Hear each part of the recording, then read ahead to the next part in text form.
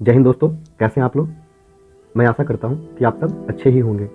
जैसा कि आप सबों को पता होगा कि वर्तमान समय में 13,080 परमाणु बम पूरी दुनिया में मौजूद है। अर्थात हम कह सकते हैं कि पूरी दुनिया 13,080 परमाणु बमों पर बैठी हुई है। क्या इतने परमाणु बम मौजूद होने के कारण अगर किसी भी वजह से तीसरा विश्व युद्ध होता है तो क्या पूरी दुनिया बचेगी या पूरी दुनिया खत्म हो जाएगी। हमारे दिमाग में यह प्रश्न हमेशा उठना चाहिए कि क्या परमाणु बम जो इतनी अधिक संख्या में है, अगर किसी वजह से युद्ध में परमाणु बम का प्रयोग करना पड़ा तो क्या पूरी दुनिया बचेगी या पूरी दुनिया खत्म हो जाएगी। तो आज का यह प्रश्न हम लोग देखते हैं कि इस प्रश्न का कैसे हम लोग सॉल्यूशन निकालते हैं। वर्तमान समय में रूस और यूक्रेन के बीच जो स्थिति उत्पन्न हुई है, जो युद्ध की स्थिति चल रही है, अगर रूस और यूक्रेन के जो विवाद चल रहा है, इस विवाद के कारण अगर परमाणु बम का युद्ध में इस्तेमाल होता है, युद्ध में अगर परमाणु बम का प्रयोग होता है तो क्या दुनिया बचेगी या दुनिया समाप्त हो जाएगी। इस प्रश्न को समझने से पहले सबसे पहले समझते हैं परमाणु हथियार क्या है। तो परमाणु हथियार दो प्रकार के होते हैं, परमाणु बम और हाइड्रोजन बम। परमाणु बम में न्यूक्लियर फिजन का प्रयोग होता है और हाइड्रोजन बम में न्यूक्लियर फ्यूजन का प्रयोग होता है। हम लोग साइंस में इस टर्म को पढ़ते हैं, फिजन क्या है, फ्यूजन क्या है। तो परमाणु बम में फिजन का यूज होगा, हाइड्रोजन बम में फ्यूजन का प्रयोग। अभी तक 2 बार परमाणु बम का प्रयोग किया गया है। फर्स्ट 6 अगस्त 1945 को हिरोशिमा पर अमेरिका के द्वारा किया गया प्रयोग। दूसरा 9 अगस्त 1945 को नागासाकी पे। तो याद रखेंगे 6 अगस्त, 9 अगस्त, हिरोशिमा और नागासाकी। और दोनों बम किसने गिराया है? अमेरिका ने। आज हम इस टॉपिक को क्यों चूज किए हैं कि वर्तमान समय में जो परमाणु बम है वह तीसरे विश्व युद्ध के खात्मे का कारण बन सकता है। हमने इस टॉपिक को इसलिए चूज किया है क्योंकि फिजिक्स में जो साइंटिस्ट हैं उनका एक इंटरनेशनल ऑर्गेनाइजेशन है जिसने 2013 में एक केस स्टडी के तहत एक रिपोर्ट जारी की। मतलब इन्होंने एक केस का अध्ययन किया और उसका एक रिपोर्ट तैयार किया और 2013 में इन्होंने कहा फर्स्ट वर्ल्ड वॉर में 35 देशों ने हिस्सा लिया था, वहीं सेकेंड वर्ल्ड वॉर में 70 देशों ने हिस्सा लिया था। अगर थर्ड वर्ल्ड वॉर होता है और हम यह मानकर चलते हैं कि जितने देश ने सेकेंड वर्ल्ड वॉर में हिस्सा लिया, मतलब 70 देशों ने हिस्सा लिया था, अगर ये 70 देश थर्ड वर्ल्ड वॉर में हिस्सा लेते हैं तो क्या सिचुएशन उत्पन्न होंगी देश की आर्थिक व्यवस्था पे, देश की राजनीतिक व्यवस्था पे, क्या क्या कठिनाइयों का सामना करना पड़ेगा।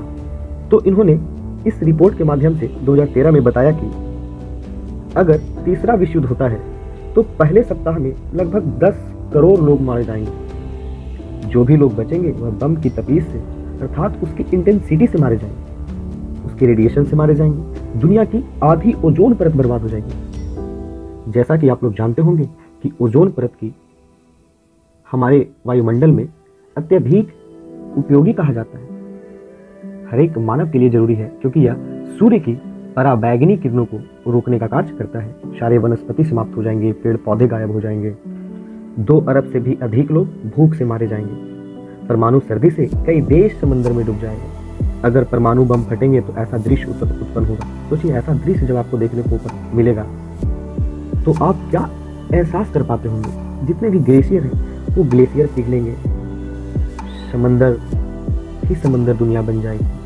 तो इस ऑर्गेनाइजेशन ने इन सारे तथ्यों को दुनिया के सामने रखा कि ये सब चीजें उत्पन्न हो सकती है अगर थर्ड वर्ल्ड वॉर स्टार्ट हो जाएगा। तो हम लोगों ने अभी बात किया वर्तमान समय में 13,080 परमाणु बम पूरी दुनिया में मौजूद है। तो कितने देश के पास कौन कौन से पावर हैं, किस देश के पास कितनी ताकत है, इसका अंदाजा परमाणु बम से लगाया जा सकता है। तो आइए देखते हैं किस देश के पास कितने परमाणु बम हैं। रूस के पास 6257, ये पुराना आंकड़ा है बट लेटेस्ट देखिए। रूस के पास 6257, अमेरिका के पास 5550, फ्रांस के पास 290, ब्रिटेन के पास 225, चीन के पास 350, भारत के पास 156, इजराइल के पास 90, पाकिस्तान के पास 65, नॉर्थ कोरिया के पास 50। तो इस तरीके से हम लोग परमाणु बम किस देश के पास कितने हैं ध्यान में रख सकते हैं। यहाँ से ये भी ध्यान में रखा जा सकता है 1961 में रूस ने एक परमाणु बम का परीक्षण किया जिसका नाम था जार। वहां के राजा को जार कहा जाता था और इसी के नाम पे एक न्यूक्लियर बम का परीक्षण किया गया। इस बम की क्या क्या विशेषता रही, क्या क्या खूबियां रही, उसे देख लीजिए। यह बम 4 किलोमीटर एरिया तक एकदम फट गया था। जमीन से 60 किलोमीटर ऊपर आग के गोले निकले, जैसा कि आप लोग चित्र में देख सकते हैं। 1000 किलोमीटर तक रोशनी निकली, 55 किलोमीटर तक रेडिएशन, 160 किलोमीटर जो दूर दूर के घर थे वहां के कांच टूट गए। तब क्या हुआ कि 1963 में 1963 में रसिया और अमेरिका ने एक समझौता किया और कहा कि नहीं, आप इतना खतरनाक परमाणु बम का परीक्षण कीजिएगा तो कैसे काम चलेगा भाई। तो ऐसा कीजिए कि आप जमीन पर टेस्ट करना बंद कर दीजिए। तब से क्या हुआ कि जमीन पर कोई भी न्यूक्लियर बम की टेस्टिंग नहीं होती है। तो 1963 में रसिया और अमेरिका के बीच में समझौता हुआ कि जमीन पर कोई टेस्टिंग नहीं की जाएगी। यहाँ से एक स्थिति और भी समझी जा सकती है। अगर थर्ड वर्ल्ड वार होता है तो 2 गुट बन जाएंगे, एक अमेरिका का और एक रसिया का। हम लोगों को पता होगा अमेरिका के साथ नाटो, जो 31 देश इसमें शामिल हैं वो आ जाएंगे, यूरोप, इजराइल, है ना। रसिया की तरफ से चीन, पाकिस्तान। अगर हम लोग अमेरिका के गुट में बात करें और रसिया के गुट में बात करें तो अमेरिका की तरफ से टोटल 6155 न्यूक्लियर बॉम्ब मौजूद होंगे, टोटल जो इसके साथ होंगे सारे कंट्री। अगर रसिया की बात करें तो 6767 67 है ना। इसमें चीन का और पाकिस्तान सबका शामिल होगा, जहाँ की हम लोग अभी देख चुके थे, है ना, किस देश के पास कितने हैं। अगर हम भारत की बात करें तो भारत तो हमेशा ही गुट निरपेक्षता के सिद्धांत पर ही काम किया है, मतलब न्यूट्रल रहने का कार्य किया है। आशा करते हैं कि हमारी एजेंसी भी न्यूट्रल रह करके सारे चीज़ों को ध्यान में रख रही है। अगर हम लोग बात करते हैं कि कौन से देश के पास कितने किलोमीटर तक मारक क्षमता वाले न्यूक्लियर बॉम्ब हैं, रसिया के पास 15,000 किलोमीटर तक, है ना, सबसे ज़्यादा इसी के पास है, रसिया के पास। अमेरिका के पास 13,000, फ्रांस के पास 10,000, इंग्लैंड के पास 12,000, इजराइल के पास 12,000 किलोमीटर, चीन के पास 14,000 किलोमीटर और इंडिया और पाकिस्तान के पास लगभग 12,000 से 13,000 किलोमीटर मार करने वाली न्यूक्लियर बॉम्ब है। अगर हम लोग बात कर लेते हैं कि जो परमाणु हथियार होते हैं वह कैसे तबाही मचाता है, क्या क्या कंडीशन है भाई, क्या क्या ये कर सकता है। तो ये आग का गोला निकाल सकता है ना, ब्लास्ट वेव कर सकता है, radiation, electromagnetic pulse, radio active बारिश, है ना, इस सारी स्थिति को उत्पन्न करेगा। इन सारे चीज़ों को आप लोग माइंड में रख सकते हैं। इसका स्क्रीनशॉट लेकर के अपने नोटबुक में जरूर लिखें। हम लोग एक ऐसा भी सिचुएशन मान के चलते हैं कि अगर 100 किलो टन का परमाणु हथियार गिराया जाए तो क्या होगा। 1 से 8 किलोमीटर, 3 किलोमीटर, 5 किलोमीटर, 8 किलोमीटर आप देख लीजिए, मतलब 1.8 से लेकर के 8 किलोमीटर तक काफ़ी आपको नुकसान देखने को मिलेगा, काफ़ी ज़्यादा। मतलब इसका बस सिर्फ 8 किलोमीटर तक, आगे का भी नुकसान होगा बट 8 किलोमीटर तक काफ़ी आपको नुकसान देखने को मिलेगा। पूरी तबाही हो जाएगी, भारी तबाही होगी, भारी नुकसान हो जाएगा। देख सकते हैं इस मैप के माध्यम से, पूरी तबाही, भारी नुकसान, मतलब काफ़ी ज़्यादा नुकसान। आग के गोला निकलेगा, धमाके होंगे, लहरें निकलेंगी, रेडिएशन होगा, इलेक्ट्रोमैग्नेटिक पल्स होंगे, इसके क्या क्या प्रभाव पड़ सकते हैं। तो हम कह सकते हैं कि अगर पूरी दुनिया में 13,080 परमाणु बम हैं, अगर किसी एक देश ने एक परमाणु बम चलाया तो हमें जहाँ तक लगता है कि अगर एक परमाणु बम चलने की शुरुआत हुई तो वह धीरे धीरे बढ़ करके 13,080 परमाणु बम लगभग चल ही जाएगा, पूरी दुनिया ही बर्बाद हो जाएगी।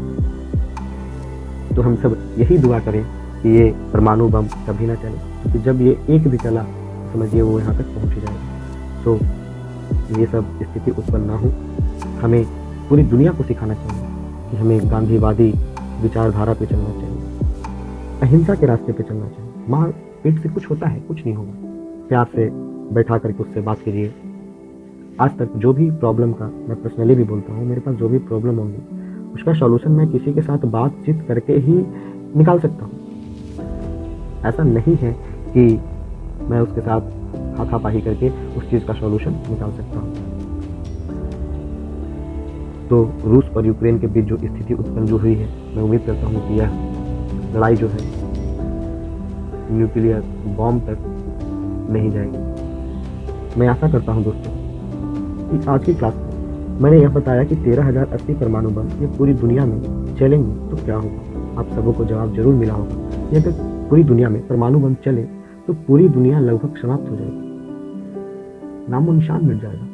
हम ये तथ्य हम अपनी सोच के आधार पर नहीं कह रहे हैं, बल्कि हम इस ऑर्गेनाइजेशन का जो केस स्टडी है, इसका जो रिपोर्ट आया है, मैं इस रिपोर्ट के माध्यम से इन सारे टर्म्स को आप लोगों को दिखाने का कार्य किया हूँ।